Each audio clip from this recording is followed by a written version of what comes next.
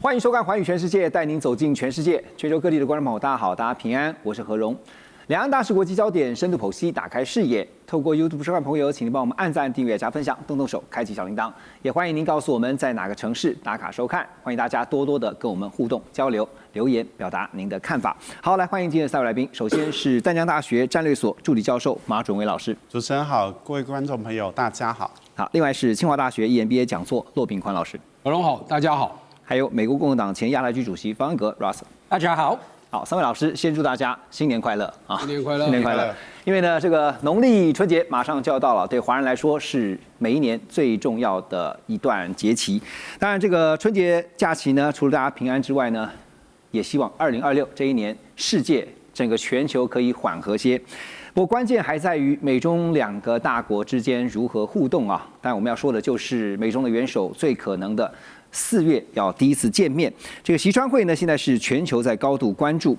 南华早报最近就指出呢，川普访中的行程虽然还没有最终敲定，但可以预计呢，就是在4月上旬会成型。而这也会是继去年10月份习川两人在釜山见面之后啊，再度的面对面交锋。不过双方的前提最近似乎也浮上了台面啊。这个前提是什么呢？复旦大学美国研究中心主任吴兴博，他认为北京与华盛顿在台湾问题上的战略角力将会异常激烈。而另外，同样也是在研究中心的副主任叫信强，他则直言说，如果从釜山峰会到4月川普访中这段期间，美方对台军售的规模累计冲破300亿美元大关的话，他说中方会完全无法接受，也说呢，川普行事风格难以预测，也无法排除在访中结束后立刻就宣布新军售案的可能性。确实啊，因为这个川普实在是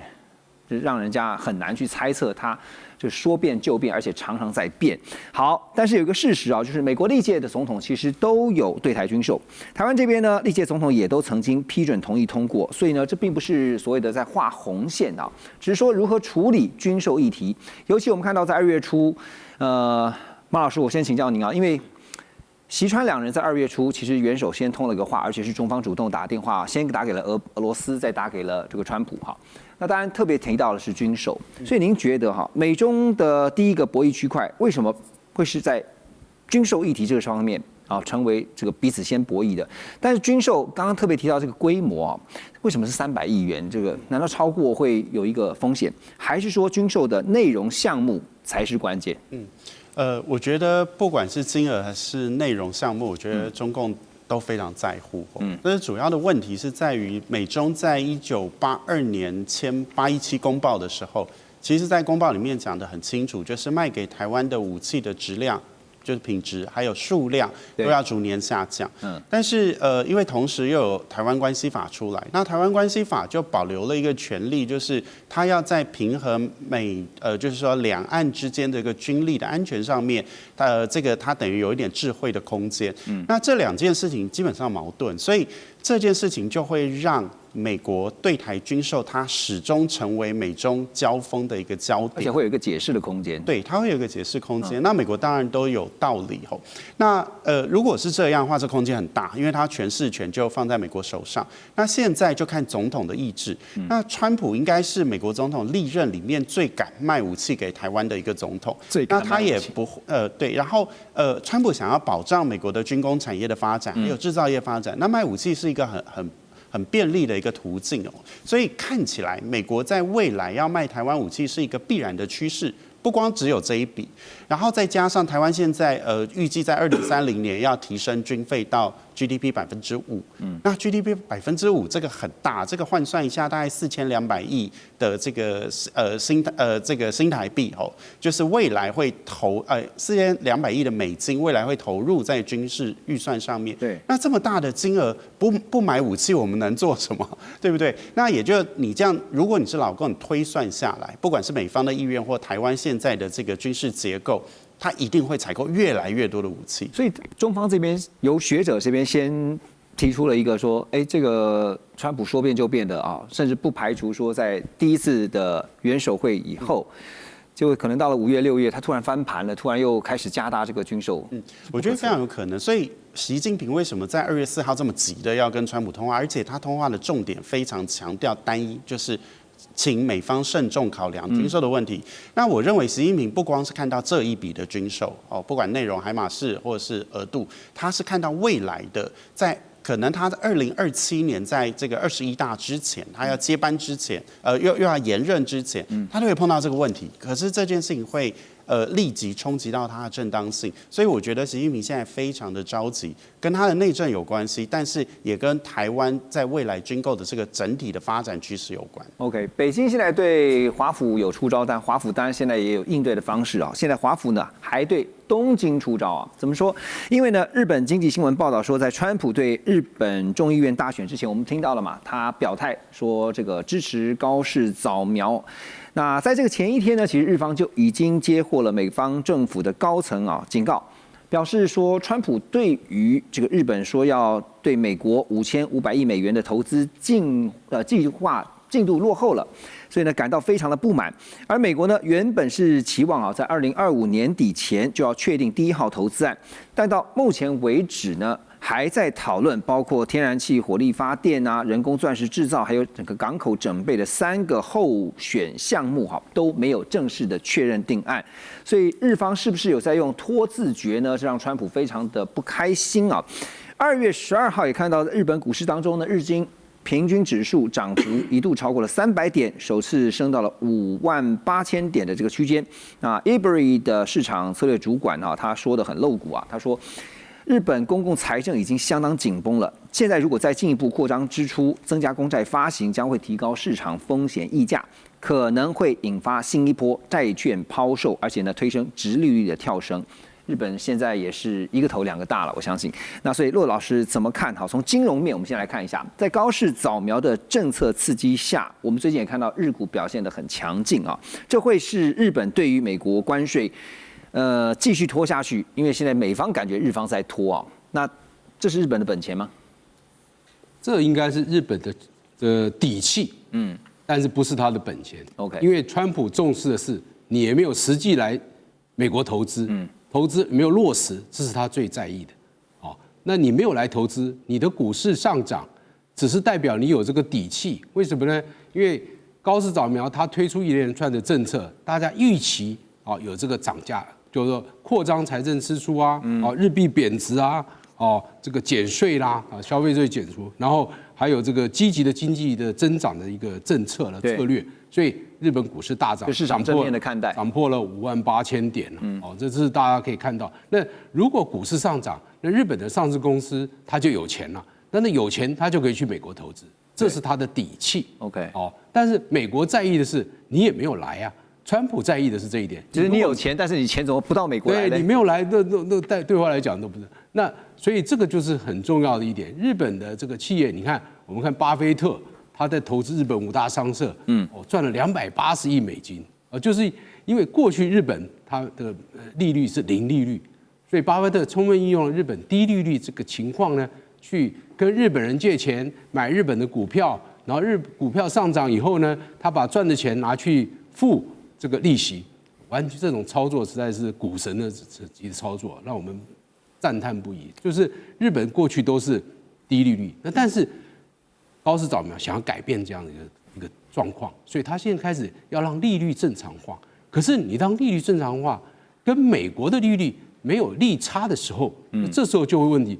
因为最近它大涨，也是因为外资也会投入日本股市。如果外资的投入减少或撤出的时候，那对日本的股市就有影响。所以我们担心的是这一个情况。那当然，这个经济学者提出来的的确是一个问题，因为日本它的公债占它 GDP 的230%以上，所以它负债比是相当高，是所有的 OECD 国家里面最高的。这大家都常诟病，但日本都说，这个我们这是内债，我们是欠的是日本自己的企业，我们没有欠外债，不像美国，他可能觉得是外债，对，我们日本欠的是内债，所以这个情况不同。但是问题是，如果你的殖利率温和上涨的话，那可能公债还没有什么影响。如果你突然暴增的话，那对你的影响就很大了，所以你不得不考虑。就日本政府现在 OS 可能是我容易嘛，就是现在面对这个川普，觉得说，哎，你怎么钱都还不赶快说要投资美国，那钱怎么还不到位呢？可是我继续想请教你啊，就是因为现在股市上面创高点，你也刚刚提到说有底气，可是这个钱一旦被拿去用来投资美国了，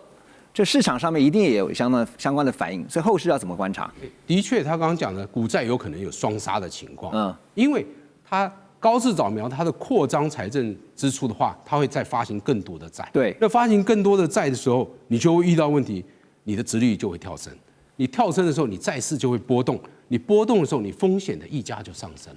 所以这就有个联动。所以当这种情况发生的时候，你股票市场会跌，债市也会跌。因为我们看安倍晋三时代，他那时候发3支箭，但是只有1支半成功。哪1支半没有成功呢？就是他想要改变日本的这个财务状况，这半支箭失败，他想改变日本的这个结构，比较老化的这个结构，这一部分他也失败。对，所以你要改变日本的财政收入，这绝对是日本首相一个最大的挑战。换言之，对日本这次高市早苗大胜，是因为他充分的利用日本人对中国大陆国族主义的这种情绪，让他获得一个压倒性的胜利。但是民众最后到了年底，还是要看我的荷包怎么样。没错，通膨情况有没有改善？那目前通膨是还好，有维持的。那但是老百姓看经济、看政治，绝对是从他跟他身边有关的事情来着手，来看整个政治环境的。是因为这个民众最关心的还是跟自己的荷包生计有关啊，就是如何赚钱跟如何省钱。所以前一阵子不管是高市也好，或者说这个跟他竞争的这些阵营也好，都是在讲消费税要怎么样大幅的调降啊。但问题是财政如何去达到一个理想的状态，恐怕真的是高市必须要去好好的面对。但日本的经验也许有一些可以拿来当做台湾的参考。怎么说？因为在跟美国谈关税这个部分哈，现在美国觉得是日本在用拖字诀哈，可是日本没有觉得说，哎，我们现在用在拖延啊，我们还是按照这个既定程序啊。台美双方呢，倒是看到了美东时间的12号这天签署了台美对等关税协定，那确定呢对等关税降到15%。而且是不叠加的。台湾输美的，就是到美国的这个2072项产品啊，豁免对等关税。那么输往到美国的对等项目豁免比率达到了1/5，占对美总出口值36%。那也取得了232条款所课关税的这个最优惠的待遇。可是这一波换来的开放大家也在看是后续的影响最大的可能是国产车供应链还有猪肉产业。像汽车部分呢，美制小客车的汽车关税从17.5%调降到0关税，15项猪肉产品的进口关税呢，是12.5%，3年后会调降一半到6.3%或者是10%，所以一件事情总是会有正面跟负面的效应啊。Russ 怎么看这次台美达成的这个协议，它的 pros and cons？ 我身为在台湾美国人，我不得不向台湾朋友说非常感谢你愿意跟美国达成这个协议，因为很明显这个 deal 是对美国的利多是比对台湾的利多还很多。当然对美国是大利多。对啊，这很明显，大家都知道。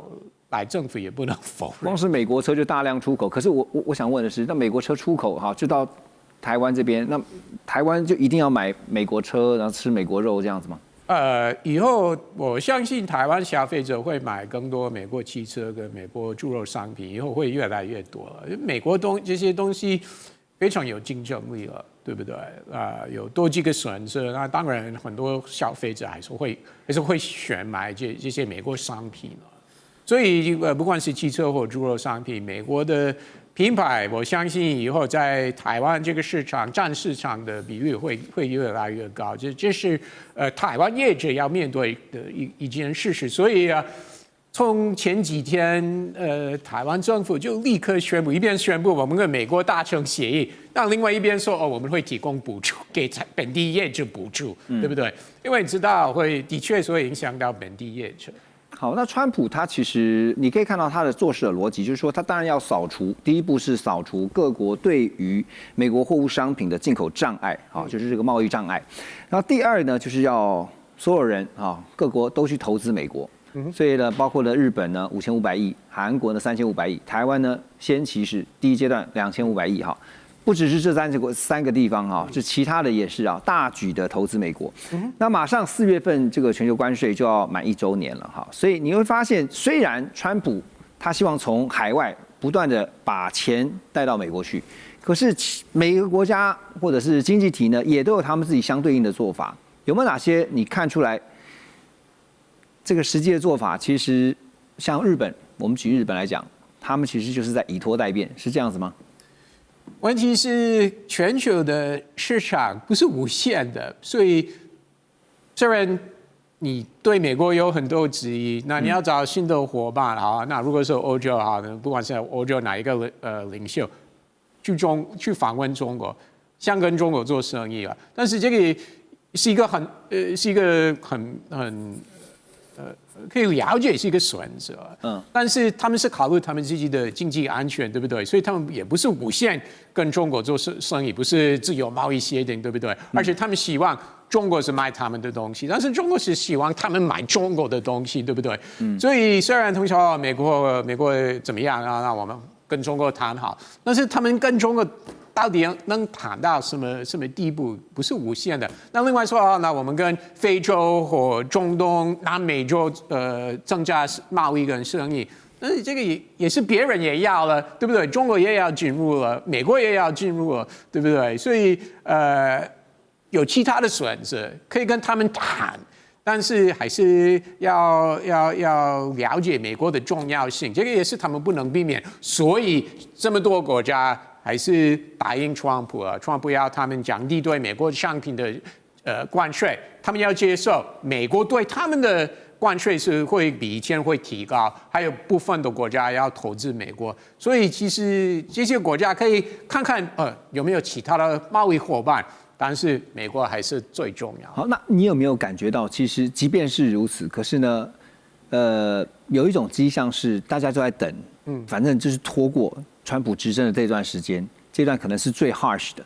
但是呢，等到他其实这个不一定。第一，如果是2028年美国选一个共和党候选人当总统的话，那他就会延续川普的政策，尤其是贸易方面。那如果民主党选上的话，那很多这些国家在这个时候给美国的贸易方面的承诺，那连一个民主党也不会罢休的，对不对？当然了，比如说欧盟、日本、南韩、台湾答应投资美国那么多钱了，那如果是换一个民主党籍总统的话，他不会说好算了，你不用投资，怎么可能啊？所以今天台湾答应美国所有的项目都一定会延续了，对啊，一样。对，你也觉得拖代变不是只拖到川普下来，而是拖让他产业有个调试的空间，对，有个调试的期间。不要被这个期间我应付来不及，我措手不及，应该是这样的考量。OK， 好，我们先休息一下，等一下回来关心解放军相关的议题，马上回来。中美互动牵动全球，美中竞争，地缘争霸，外交、军事、科技、经济，多元观点，权威分析，一同掌握2026全球新秩序、新赛局。每周6日，寰宇全世界带您走进全世界。好，回到节目来关注的是解放军相关的议题啊。新华社报道，中国大陆国家主席习近平这个礼拜呢，在8·1大楼，就是北京这边的8·1大楼，以视讯的方式呢，向解放军指挥作战员、还有武警部队官兵以及军队的文职人员、预备役人员，还有民兵进行了新春问候。马上要过年了，他说过去的1年很不寻常，很不平凡。而在讲话中呢，特别之处在于，习近平强调，全军广大官兵，特别是基层官兵，坚定听党话，跟党走，忠诚履行职务，尽责，聚力攻坚克难，完成各项的任务是完全过得硬，信得过的。在春节期间这个特别是在前夕也看到了军委副主席张生明也代表了习近平到北京戍卫区这些驻京部队去看望慰问解放军的官兵，并且强调呢，贯彻军委主席负责制，要求加强练兵备战。好，那怎么样解读这个习近平特别在讲话中去凸显基层官兵这个政治意涵呢？我们怎么看？其实我觉得，我反而不觉得基层是一个很重要的词汇，主要原因是它的场合是在过年前哦。过年前其实就像我们总统一样，他到这个去各单位慰劳，他一定会是慰劳基层，所以我觉得他讲话对象是基层，我觉得不是重点，重点是听党指挥这件事情，习近平非常在乎。那因为在中共20大之后，这个整个解放军变成这个主席负责制，其实你看这个是过去的这个胡锦涛时期，跟后来习近平时期的中共中央政治局常委，他从9个变7个。那第二个迹象是，你看新华社的这个照片，习近平在现在照片。胡锦涛以前是大小一样，然后跟其他9个常委放在平行的位置，但是习的照片是凸显在非常大的上面。这个有兴趣可以查一下新华社官网上面的这个照片哦，那就表示习他要告诉大家谁是老大，就只有一个人哦，他没有这个集体负责制的问题了，就是主席负责制。所以在整个军事的政治局常委是这样，在军委会也是这样。现在他肃清完之后，看起来暂时也没有要补的意思啊。这个我猜可能也许最快要到2027年，就是21大，或者是也许2026年。我觉得他现在可能不太会补，但是这个权力就握在他手上。对，那所以他不断的喊话这个听党指挥，事实上他一贯这么喊，但是最近的因为这个重要的军头都被他肃清掉，尤其是张又侠，他握有真正的实权嘛，因为他是军方出来的，有过去战争的经验，然后现在的整个解放军，因为他已经75岁，他在中央这个军委会待的时间又很长，所以他的这个整个军队的指挥能力很强。但是对于一个君王来讲，他碰到两难的困境，要一个忠诚还是一个有能力的人，这2件事情如果同时发生最好，但是如果择一的话，其实对于一个君王来讲，他害怕一个非常有能力的属下，因为他不知道什么时候会颠覆他的政权。老师，那您怎么看？因为现在军委会现在只剩下2个啊，就连同习近平的话剩下2个，另外一个张生明哈，那大家也在很好奇说，接下来张生明的这个动向。对，这个就是问题。张生明大概就不是一个具有专业背景的一个军人，因为他的背景虽然过去在火箭军，但是他是这个等于是政战出身，有点像我们政战总政出来的。那他管的是意识形态，然后还有这个一些党的纪律的问题。后来他就做纪检嘛，就是军队的纪检，所以其实他没有带兵打仗或带部队的经验。那这件事情就没有办法，我相信他会很困难去指挥这么庞大的体系的解放军。但是呢，他是一个忠诚的人。所以我不太认为他会变成张又侠第2，因为张又侠他第一个他是红2代哦，这些人这些老红军吃他这一套，那再来他在军队里面的权力很大，这些东西习近平没有，因为习近平不是军队历练出来，所以但是呢，现在的张生明并没有这样背景。所以他对习是没有威胁的，所以我不太认为习现在在中央军委会只剩2个人，包含他自己之外，他会再把这个人给整肃掉，因为这个人对他没有威胁性。OK， 所以还是从忠诚跟能力这2个角度去看哈，就是现在最重要的是忠诚。好，那《纽约时报》也报道说哈，在这个时候呢，其实看到美国 CIA 有一个动作，中情局呢在12号他们发布了一段新的影片啊，这个目标呢是说要招募中国军方的间谍啊，在影片当中也强调说，对解放军内部的一些贪腐的指控，而说呢，这些腐败的行为呢，已经导致多名将军还有中央军事委员会的高层领导被免职。那尤其呢，他们强调说，这个中央军委会啊，其实就是中方武装力量最高的党，这个属于共产党的军事机构。好，这个中情局的局长啊叫里克雷夫，他也表示说，中情局的影片已经触及到很多中国大陆的公民，而且将会继续提供中方政府官员共同迈向更光明未来的机会。我想请教一下 Russ 啊，这个 CIA 这个时候当然这个是一个 就是 propaganda， 就是一个宣传哈，这公开高调的宣传说，我现在要招募中方的间谍，说要渗透中国，你怎么去解读他们的这个动作？算是美国相关单位，包含 CIA 的例行的工作，当然例行性的工作，我觉得 OK， 不管是哪一个国家，包含中国啊，我们知道美国到处全球都要招募其他人、其他国际出卖他们自己的国家，提供给美国相关的情势。那当然，目前美国会认为最重要的对象就是中国，所以每几个月美国会有类似的宣传的影片会出来，不是最近几年第一次了，已经有几次，但是。我觉得这个 timing 这个时间可能是一个巧合而已，不是因为最近中国一些事件对不对？所以谁被调查，我觉得是一个巧合。我为什么这样说？他们在放假，中国要放假的前几天公布这个影片。那在中国很多人不会理了，对不对？很多人在准备放假了，所以如果这个 CIA 真的很了解中国的话，他们会在这个时候公布吗？有可能吗？点到一个重点呢，其实美方在做事情的时候都不从这个中国或者华人的思维去想，你在哪一个 timing 是最适合的？对，2月12号是放假前几天，放长假的前几天公布这个影片，这个合理吗？的确，所以你觉得这只是一个巧合而已？我觉得他们并没有什么特别，我觉得他们花很多时间在准备这个影片，然后做完就公布了。对 ，OK， 好。但你觉得说真的，就像是 CIA 讲的，他现在有点像是公开悬赏哈，就是说我要情报，你们都提供给我情报，然后呢，我就是公开，有点像公开招募啊。可是如果他真的想渗透的话，他一定是私底下，他不可能是公开这样子的，对不对？那他公开讲这样的话，他渗透得了吗？还是会有了，还是会有，不管是哪一个管道，美国相关单位的确有各式各样的管道渗透相关中国或其他国家的不管是军官、外交官等等，那不管是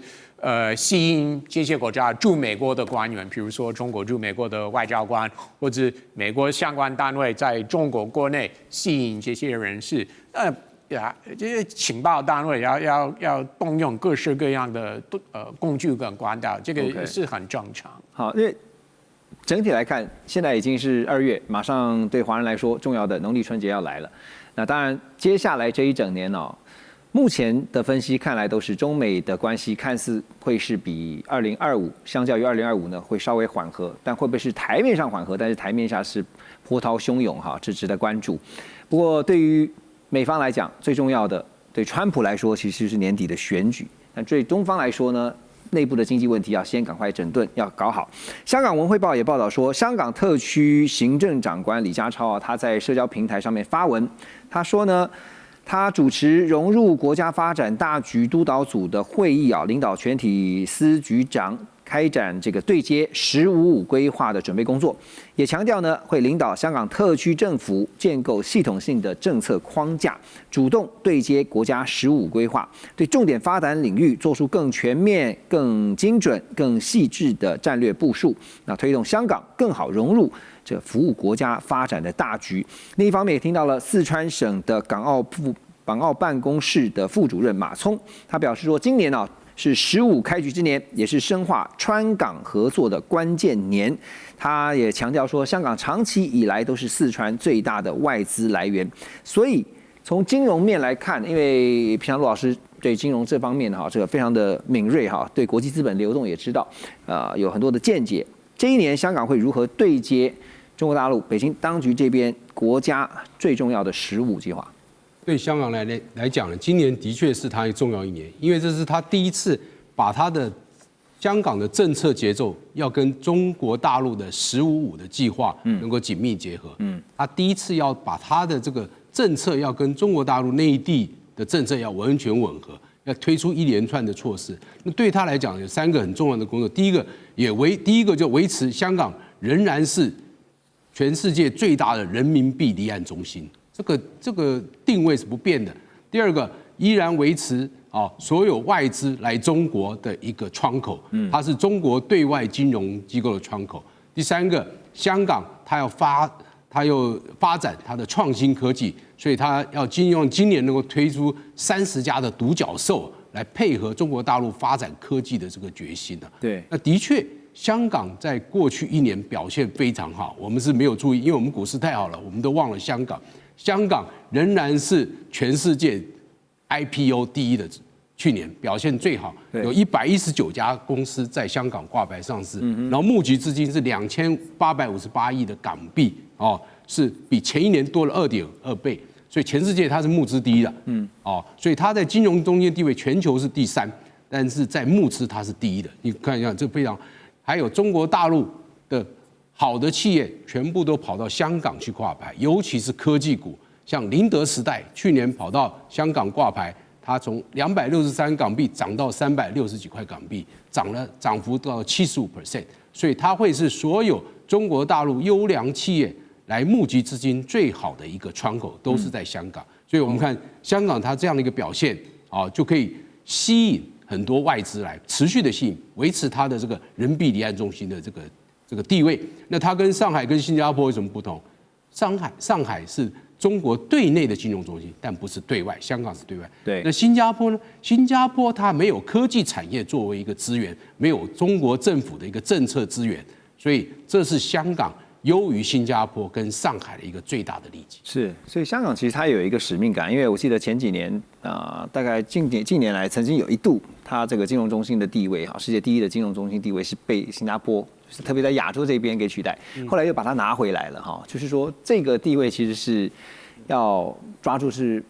非常重要的使命。好，所以呢，接下来就是会像陆老师所分析的不管是成为这个离岸中心，还有呢大量的引入外资，就会是重点项目。我们休息一下，马上回来。中美互动牵动全球，美中竞争，地缘争霸，外交、军事、科技、经济，多元观点，权威分析，一同掌握2026全球新秩序、新赛局。每周6日，寰宇全世界带您走进全世界。好，回到节目，继续来关心的是，最近看到路透报道说呢，川普政府已经开放美国企业向委内瑞拉提供石油增产所需要的设备，还有相关的技术财政部外国资产管制办公室也发布了通用许可，允许提供美国货品、技术、软体和服务，用来作为这个委内瑞拉的石油与天然气探勘之用，或者是开发，或者是生产。全球最大的油田服务公司施兰普跟油田服务巨头哈里伯顿可以前往委内瑞拉协助油气开采的作业，但是呢，有一个禁令就是不允许涉及俄罗斯、伊朗、北韩、古巴还有中国大陆这些实体交易，一般只适用于美国公司。那也听到了美国能源部长甚至表示中国已经购买了由美方政府所出售的部分委内瑞拉原油，意思就是呢，这个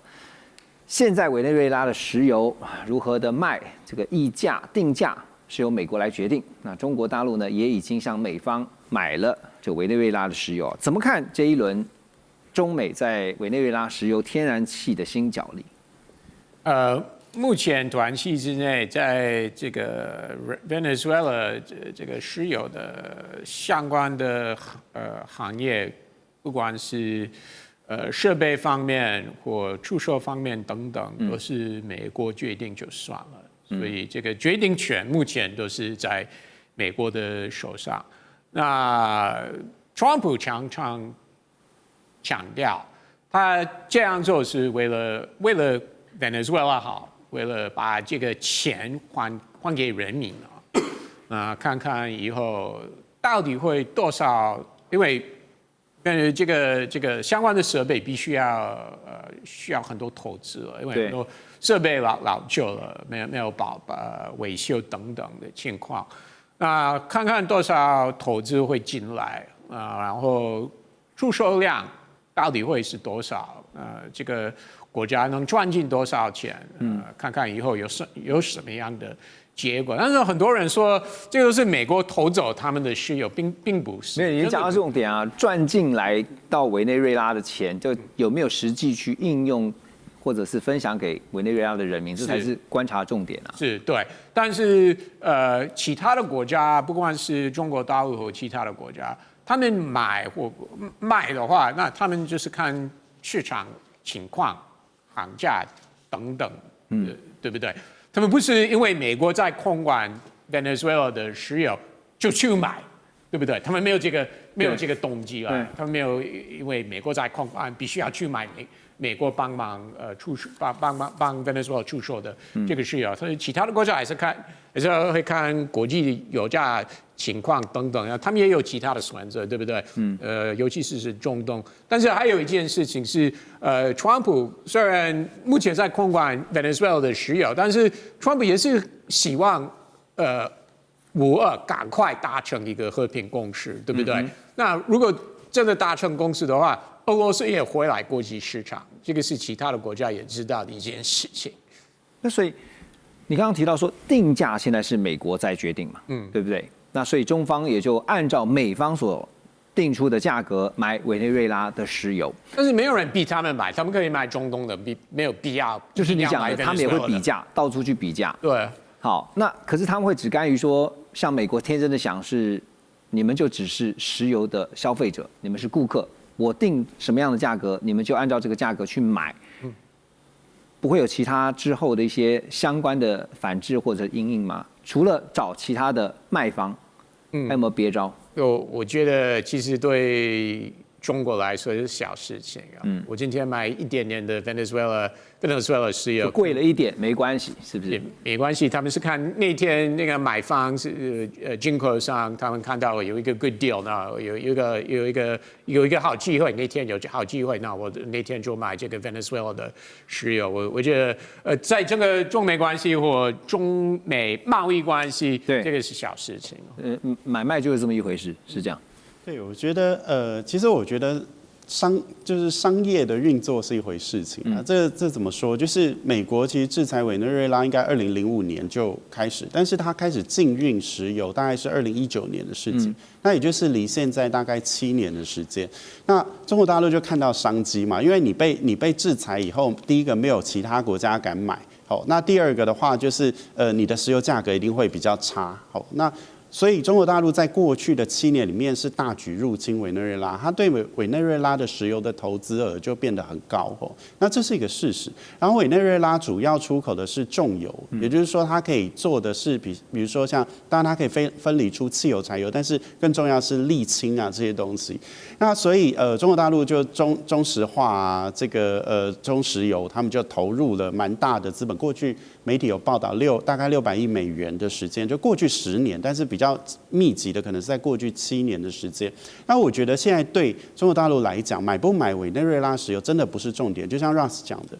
它其实委内瑞拉进口到中国大陆石油大概份额只占4%到4.5%左右，所以这个额度大概一日是47万桶哦。这个其实占中国大陆整个消耗量并不是无可取代的。对，所以我觉得买不是重点，重点是他原本投资在美国，因为我就看美国现在真的非常聪明，他第一件事情叫委内瑞拉国会修法，把这个原本由国营来控制的石油公司生产，它变成是民营化，民营化其他国家就可以投资。那谁可以来投资？其实美国排除了刚刚主持人谈到这几个国家嘛，那剩下来大概就是美国可以去投资。所以接下来我觉得它的问题可能是竞争会发生在投资的项目上面，而不是在购买的这个方向。那接下来就这个也许对中美来讲真的不是一个很大的议题啦。但是我觉得现有的中石油跟中石化他们在这边的利益，也许要怎么样继续维持下去，这个可能会是中方会向美方提出的一个讨论的议题。其实大国竞争啊，能源会是一个非常重要的关键啊，尤其接下来大家知道是 AI 的时代，是 AI 的需求的电力需求是非常强的，所以呢，路透社也报道说，美国核融合能源企业呢，先前跟能源部的官员会面，呼吁政府呢在新成立的核融合办公室架构下呢，把部分被撤回的再生能源还有氢能补助资金转向核融合研发，预计呢投入每年的金额至少要10亿美元以上。那 AI 呢会带动全球电力的需求快速上升。那美国绿能的这个补助政策转向呢，新型核能技术包括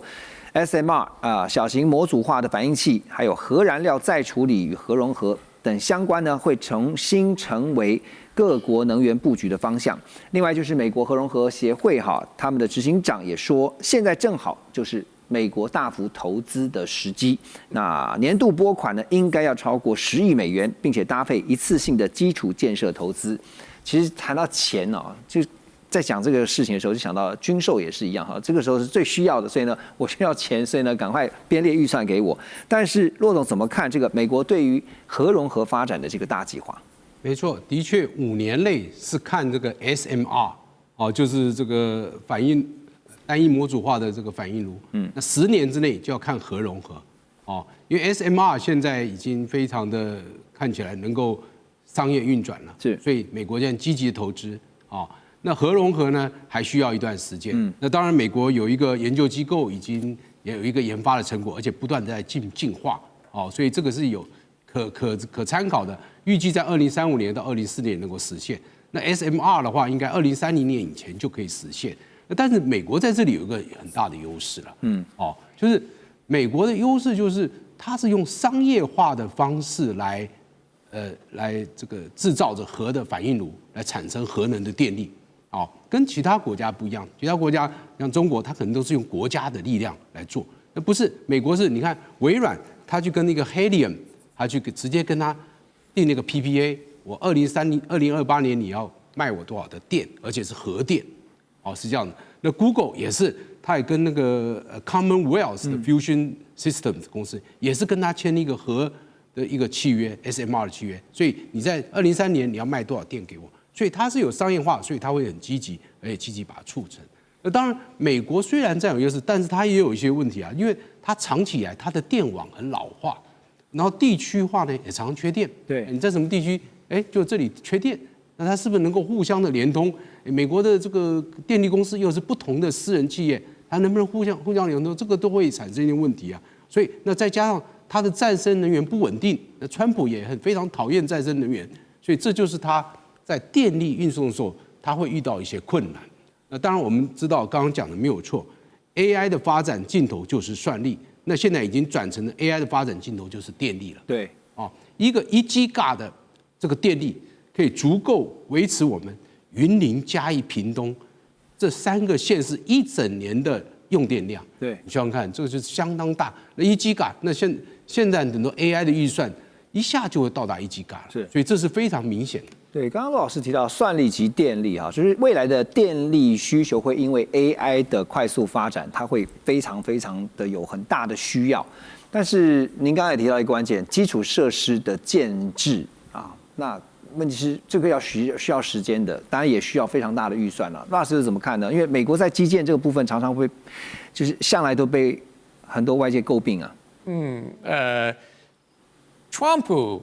他非常非常反对绿能，这个很明显。但是他看其他的 new idea， 像不管是fusion 或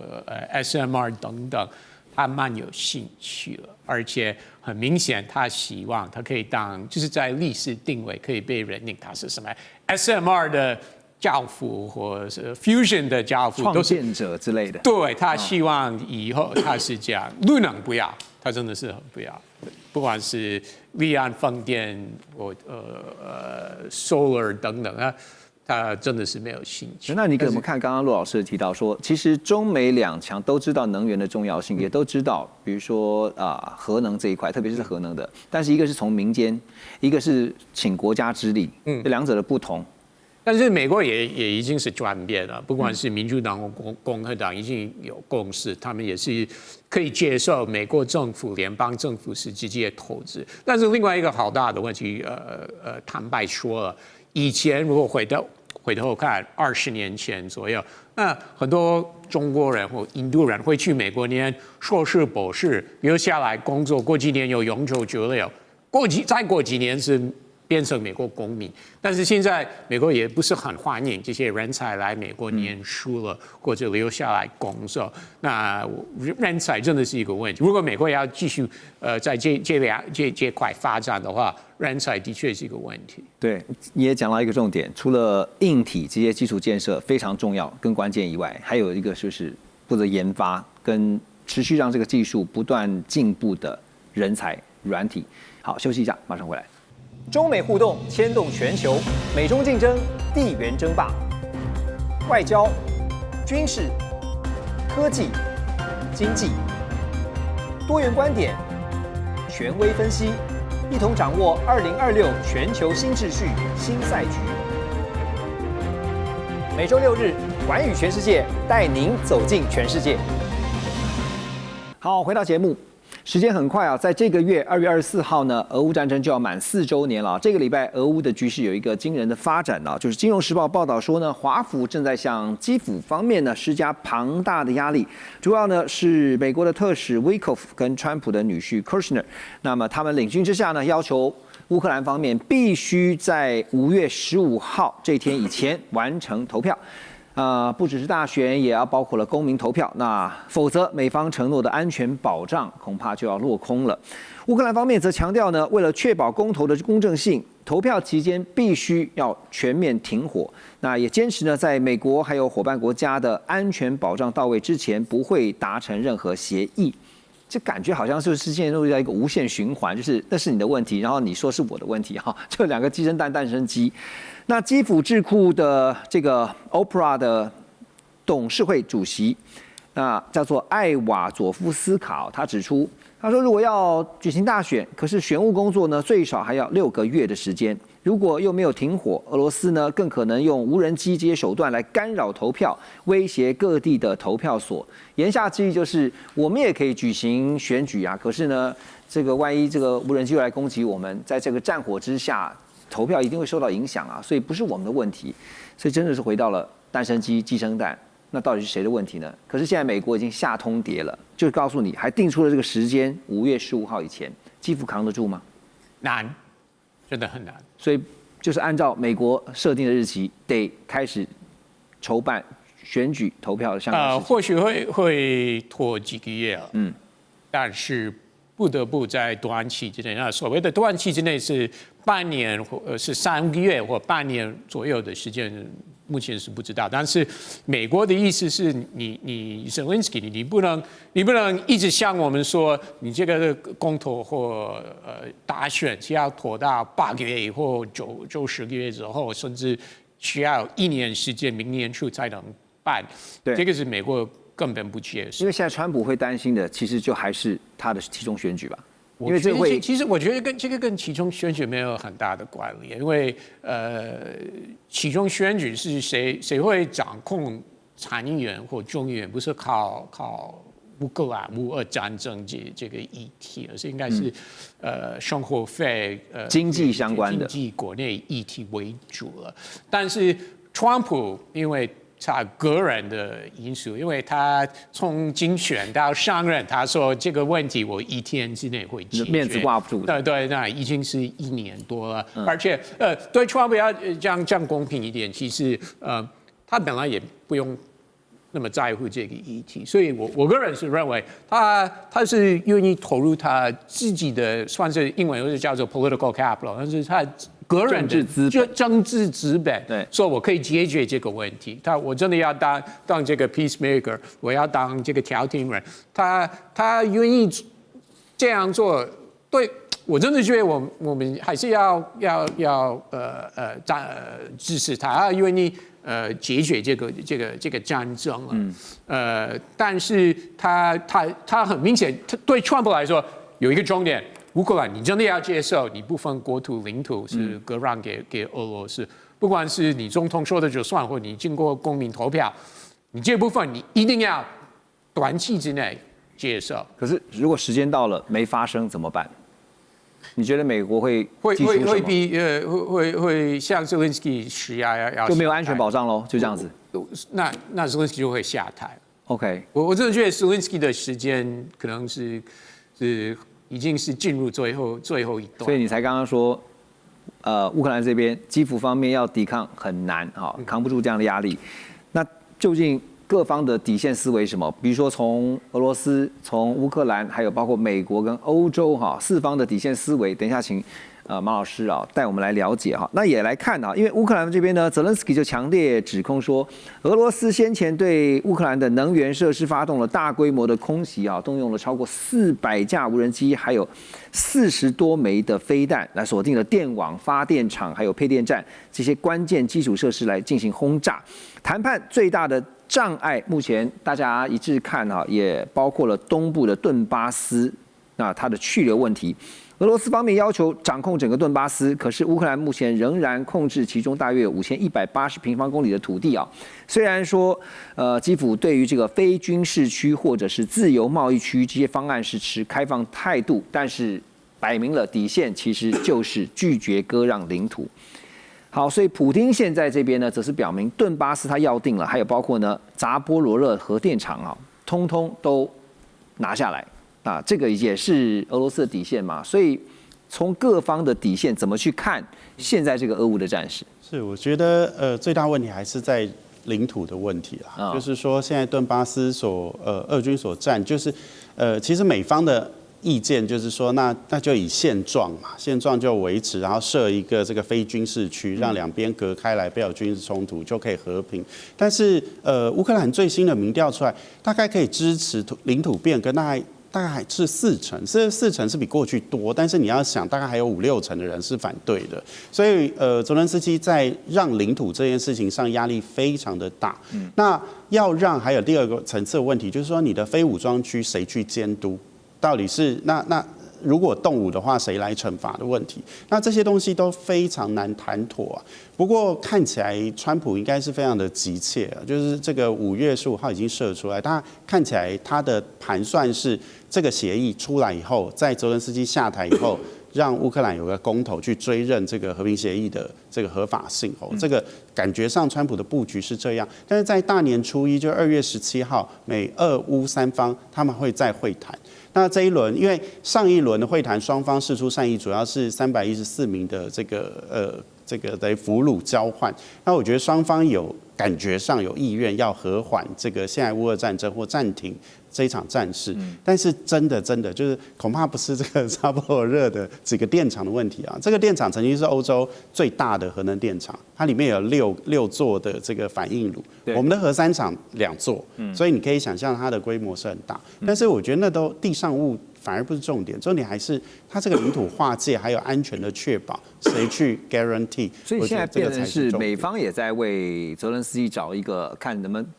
其实美方从川普上来以后，他态度就很明显嘛，就是说泽连斯基你不要再吵了，就是反正就是现状，你也不用再争，你也要不回来，要下去大家都两败俱伤，所以听我的就停下来，至少我们可以保障人命嘛。对，所以看起来就像刚刚 Ross 讲，就是他的确美方是想叫泽连斯基吞下去，但是泽连斯基有名义上的压力啊，所以也许说不定改选之后，说不定是个契机，因为新的候选人新的当选者，他不见得需要就是像泽连斯基这么坚持。泽连斯基有这个内部的压力，对，他是过去一直坚持要对抗这个路线，他不可能翻盘嘛，所以也许说不定换是一个契机，但是能不能换基辅也没有松口，他会不会选举，所以这都是未来的变数。好，泽连斯基也透露说啊，根据他们所掌握到的情资啊，显示说美俄双方呢正在针对一项价值高达12兆美元啊，折合台币大概是379兆啊，这个双边的经济协议架构在进行讨论中。那这份呢被称为是德米崔耶夫包裹的方案呢，涉及了放宽对俄罗斯的制裁，还有长期经济合作。当然，这个媒体也报道，包括说以美元计价的这件事情啊，就是重新有被讨论啊。那来源是这个《华盛顿邮报》，他说这项计划呢是以俄罗斯主权财富基金直接投资基金的这个执行长普丁的亲信，叫做德米崔耶夫来命名的。好，那回到这个问题，就是说美俄双方现在当然透露说这样的一个计划正在讨论，可是归根究底的还是在估量双方各自可以拿到什么样的经济利益，这个部分怎么看？对俄罗斯来讲，它因为被美国 G7、欧盟还有澳洲，有个 REPO 这个冻结了它2800亿到3000亿美金的这个资金，对他来讲最大利益就是这个资金能够解冻，能够让它归还它，而且它可以做充分的利用。那为什么是德米崔耶夫呢，因为他是这个主权基金的操盘人，他是这个 CEO，所以这个金额我是有点质疑了，有没有金额到这么大？因为总共也只有2800到3000亿，那即使要去投资，看起来也应该不会到达这样的金额了。对，所以对俄罗斯来讲，如果解除制裁的话，那俄罗斯的经济就可以翻好几番，它也可以重新活络起来了。这扮演一定的角色，可以跟欧洲、跟美国做很多的贸易上的生意。对美国来讲，那这样的架构是什么意义呢？它除了能够解决俄乌战争，把它停战以后，它可以在停战以后，美国抢先机，可以在跟俄罗斯从事能源、工业方面的合作，让美国的企业能够抢到先机。这是对美国来讲，应该是它的这个所附带